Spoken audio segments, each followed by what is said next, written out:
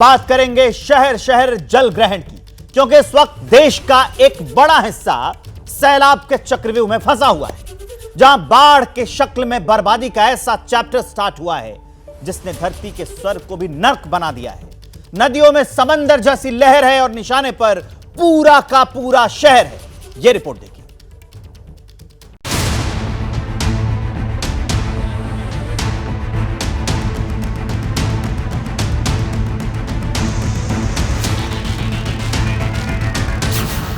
नदियों में समंदर जैसी लहर, सैलाब के चक्रव्यूह में शहर।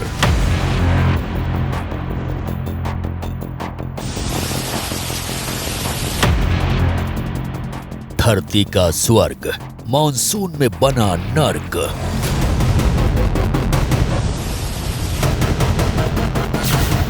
कुदरत का बदला, इंसानों पर हमला।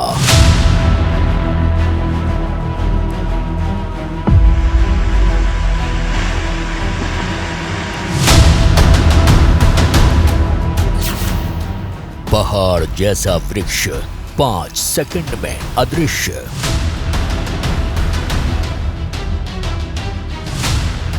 खिलौने की तरह बही कार, दुनिया में बाढ़ से हाहाकार।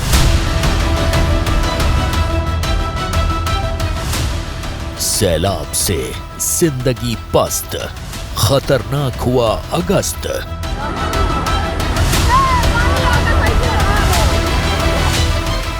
जिंदगी पर जल ग्रहण।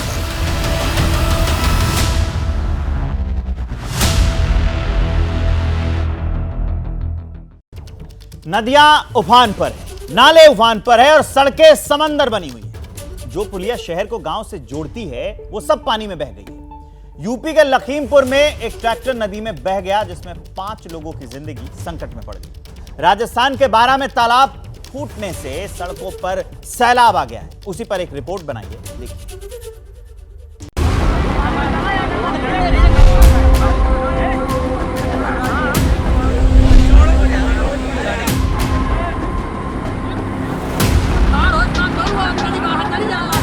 जिंदगी पर जल ग्रहण का साया किस कदर मंडराया है, इसकी बानगी है यूपी के चित्रकूट से आई ये तस्वीर, जहां एक ट्रैक्टर बरदहा नदी की लहरों में फंसा है, जो कभी भी नदी की प्रचंड लहरों में समा सकता है।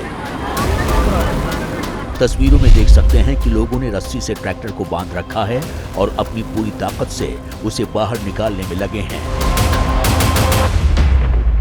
अब आप सोच रहे होंगे कि ये ट्रैक्टर नदी में कैसे पहुंचा और कैसे एक साथ कई जिंदगी पर संकट आ गया। तो बता दें कि इस ट्रैक्टर में 5 लोग सवार थे, जो चमरोहा गांव की पुलिया को पार करके जा रहे थे। लेकिन तभी नदी का पानी पुलिया के ऊपर से बहने लगा। पानी का बहाव इतना तेज था कि वो अपने साथ ट्रैक्टर को बहा ले गया। तभी ट्रैक्टर में सवार 4 लोग कूदकर पहले अपनी जान बचाते हैं और लोगों से मदद की गुहार लगाते हैं। जिसके बाद गांव के लोग रस्सी लेकर आते हैं, पहले उन 4 लोगों को बचाते हैं और फिर रस्सी की मदद से ट्रैक्टर को बाहर निकालने का रेस्क्यू ऑपरेशन चलाते हैं। घंटों ऑपरेशन चलता है। कई बार लगता है कि ट्रैक्टर नहीं बचेगा, लेकिन गांव वाले हिम्मत नहीं हारते। वो आखिर दम तक लड़ते हैं और ट्रैक्टर को बाहर निकालकर ही दम लेते हैं। और इस घटना ने कई सवाल खड़े कर दिए हैं कि आखिर लोग अपनी जान को मुश्किल में क्यों डालते हैं।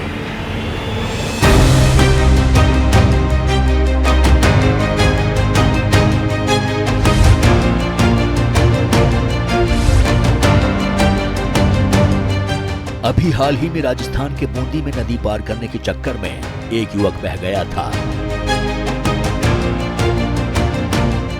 वो किस्मत अच्छी थी कि वहां बड़ी संख्या में लोग मौजूद थे, जिन्होंने वक्त रहते उसे रेस्क्यू कर लिया, नहीं तो बात जान पर आ सकती थी।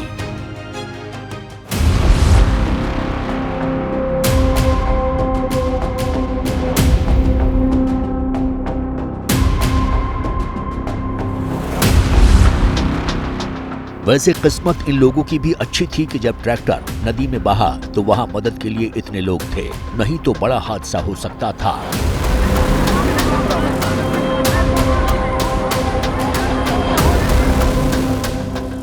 जिंदगी पर जल ग्रहण किस कदर लगा है, इसे राजस्थान के बारां से आई इस तस्वीर से समझिए। क्योंकि जहां नदियां उफान पर हैं, वहीं बारां के देवरी में तालाब फूटने से सैलाब आ गया, जिससे चारों तरफ अफरा तफरी मच गई। तस्वीरों में देख सकते हैं कि सड़क पर सैलाब आया हुआ है, दूसरी तरफ लोग बेबस होकर देख रहे हैं। दरअसल बारां में लगातार हो रही बारिश से नदी नाले पहले से उफान पर हैं, ऐसे में तालाब फूटने से संकट और ज्यादा बढ़ गया है।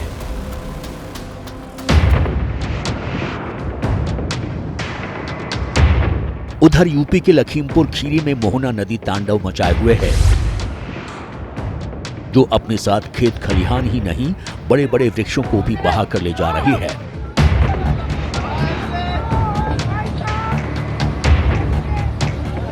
तस्वीरों में देख सकते हैं कि कैसे इतना बड़ा पेड़ टूटकर गिर जाता है और देखते ही देखते मोहना नदी की तूफानी लहरों में समा जाता है। ये पीपल का पेड़ कई साल पुराना था और इस इलाके की पहचान था, लेकिन नदी में ऐसा तूफान आया कि ये विशालकाय पेड़ पानी में तिनके की तरह बह गया, जैसे मानो इसका कोई वजूद ही न हो।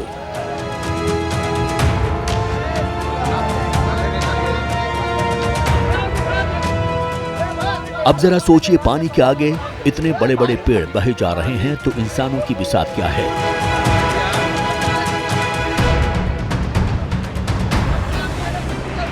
क्योंकि आधा अगस्त बीत चुका है, सैलाब की तबाही नॉन स्टॉप जारी है। क्योंकि पहाड़ हो या मैदान, उत्तर हो या दक्षिण, सब आसमानी कहर झेल रहे हैं। उधर मौसम विभाग की चेतावनी टेंशन बढ़ा रही है, क्योंकि देश के कई राज्यों पर अगले 48 घंटे भारी हैं।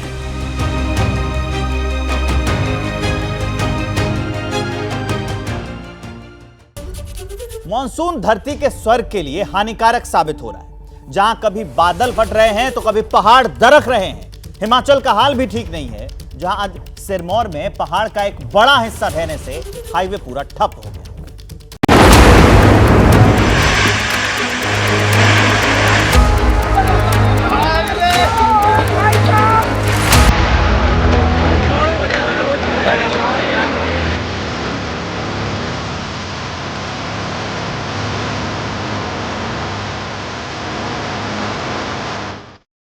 मॉनसून ने धरती के स्वर्ग को नर्क बना दिया है।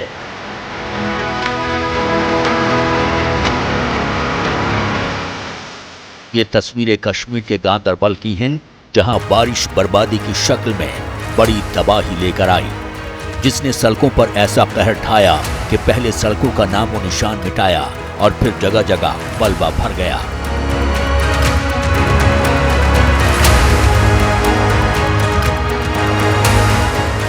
तस्वीरों में देख सकते हैं कि सड़कों से लेकर दुकानों में सब में पानी भरा है, जिससे स्थानीय दुकानदारों का बड़ा नुकसान हुआ है। उधर कश्मीर के कंगन में एक पूरा स्कूल ही पानी में डूब गया।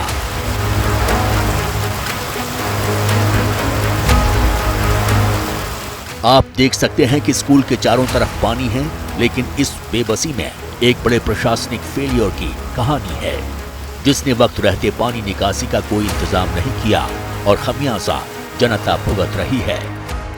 2014 से ऐसी ही शक्ल आपको देखने को मिलती है। जब भी तेज बारिश होती है तो यहाँ से अलग भी सूरत हाल पैदा होती है। एडमिनिस्ट्रेशन से यही गुजारिश है कि एक तो चेक डैम्स बनाए, ऊपर से जो नाले एनक्रोच करके रखे लोगों ने उनको वापस लिया जाए उनसे, और साथ साथ जो ड्रेन्स बंद किए लोगों ने एनक्रोच करके रखे उनको भी खोल दिया जाए ताकि पानी को अपना रास्ता मिले। कश्मीर के गांदरबल में शनिवार से ही बारिश के बाद बाढ़ जैसे हालात हैं। शहर की ज्यादातर सड़कों ने जल समाधि ले ली है। तस्वीरों में देख सकते हैं कि पानी अपने साथ बड़ी संख्या में मलबा भी लेकर आया है, जिससे आवाजाही पूरी तरह से ठप है। स्थानीय लोग खुद ही मलबे को हटा रहे हैं ताकि स्थिति और खराब न हो।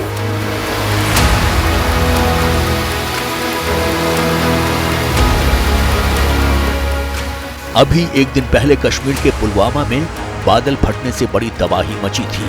सैलाब का ऐसा गुस्सा फूटा था कि सड़कों पर नदी बहने लगी थी।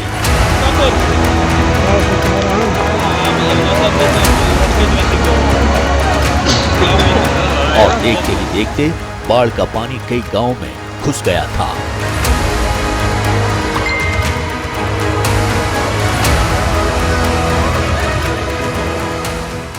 मॉनसून के इस सीजन में कहीं बादल फट रहे हैं तो कहीं चट्टान दरक रही है।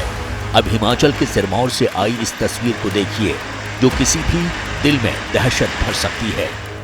जहां एक बड़े पहाड़ का हिस्सा देखते ही देखते ढह गया। ये सब इतनी तेजी से हुआ, किसी को कुछ समझ ही नहीं आया, और समझ आया तब तक पहाड़ का एक बड़ा हिस्सा मलबे में तब्दील हो चुका था। इस लैंडस्लाइड से नैनीधार गत्ताधार मार्ग पूरी तरह से ठप हो गया है।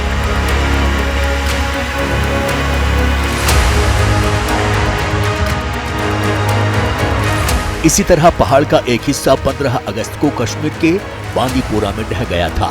जिस जगह यह हादसा हुआ था वहां नीचे गाड़ियां चल रही थी।